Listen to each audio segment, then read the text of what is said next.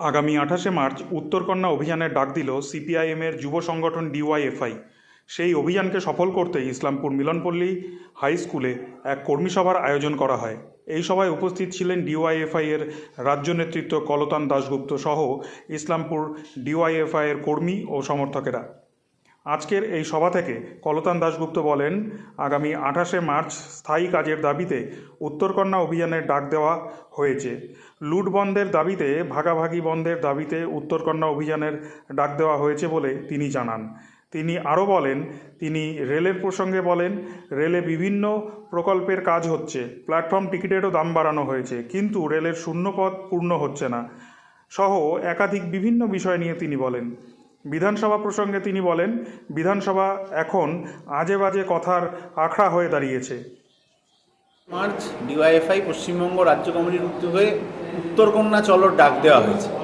গত ১৩ বছর ধরে পশ্চিমবাংলায় চাকরির নামে যে ভাওতা হয়েছে, সেই ভাওতাকে বাতিল করে স্থায়ী কাজ দেওয়ার দাবিতে এবং গত ১৩ বছর ধরে চাকরি না পাওয়া যৌবনের যন্ত্রণাকে যেভাবে ধর্ম জাতের নামে আলাদা করে দাঙ্গাবাজদের হাতে তুলে দেওয়ার প্রচেষ্টা, লুটেরাদের হাতে তুলে দেওয়ার প্রচেষ্টা হয়েছে, মানুষ ভাগের খেলা হয়েছে, সেই খেলা বন্ধ করে মানুষের হাতে স্থায়ী কাজ দেওয়া এবং লুট বন্ধ করা, দাঙ্গাবাজির রাজনীতি বন্ধ করা, ভাগাভাগির রাজনীতি বন্ধ করার জন্যে আগামী ২৮শে মার্চ ডিওয়াইএফআই উত্তরকন্যা চলোর ডাক দিয়েছে।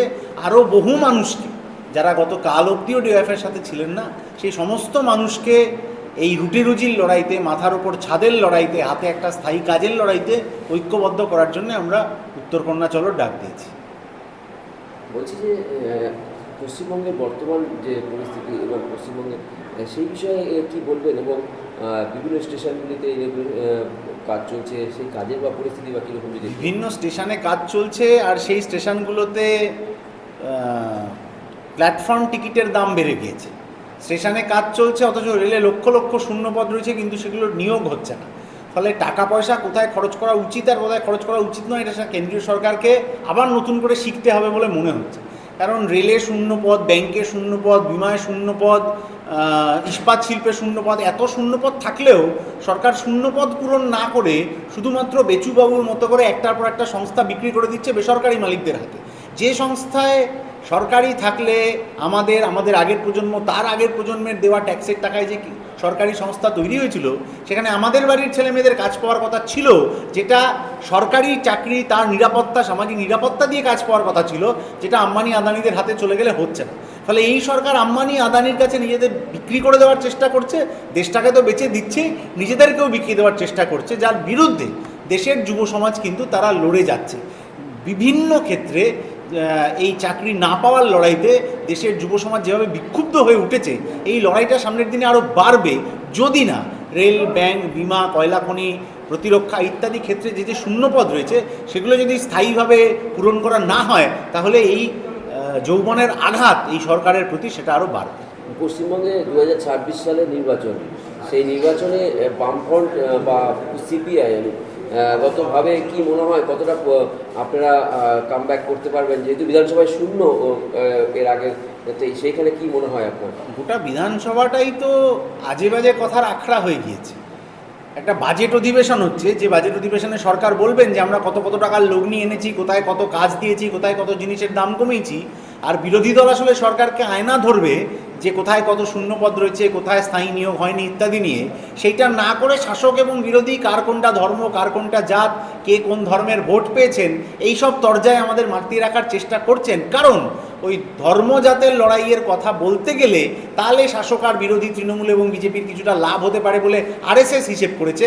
অথচ বাজেট অধিবেশন বলুন বা অন্য সর্বত্র পরিযায়ী শ্রমিকদের দুর্দশা নিয়ে কী সমস্যার সমাধান সরকার করলো, বেকার ছেলেদের কাজ পাওয়ার কী সমস্যার সমাধান করলো, সে নিয়ে কোনো কথা নেই।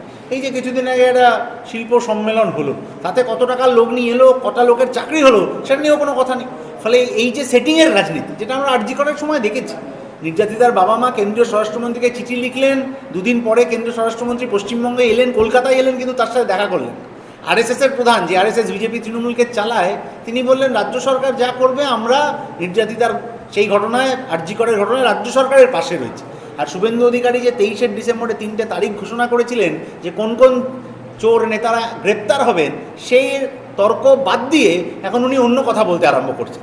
সিবিআই একটার পর একটা চার্জশিট দিচ্ছে, জনৈক অভিষেক বন্দ্যোপাধ্যায়ের নাম দিচ্ছে, বিজেপি নেতাদের নাম দিচ্ছে, আর শুভেন্দু অধিকারী ওখানে ধর্ম জাতের রাজনীতি খেলার চেষ্টা করছেন মমতা বন্দ্যোপাধ্যায় এবং মোহন ভাগবতকে সাথে নিয়ে।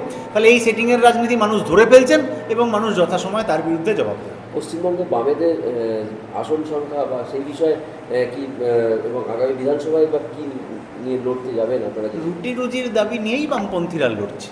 পরিযায়ী শ্রমিকের হাতে কাজ নেই বলেই সে পরিযায়ী শ্রমিক হয়েছে। মানুষের হাতে যথেষ্ট টাকা নেই বলেই তাকে হচ্ছে যে কম পয়সায় বেশি পরিশ্রমের কাজে যেতে হচ্ছে।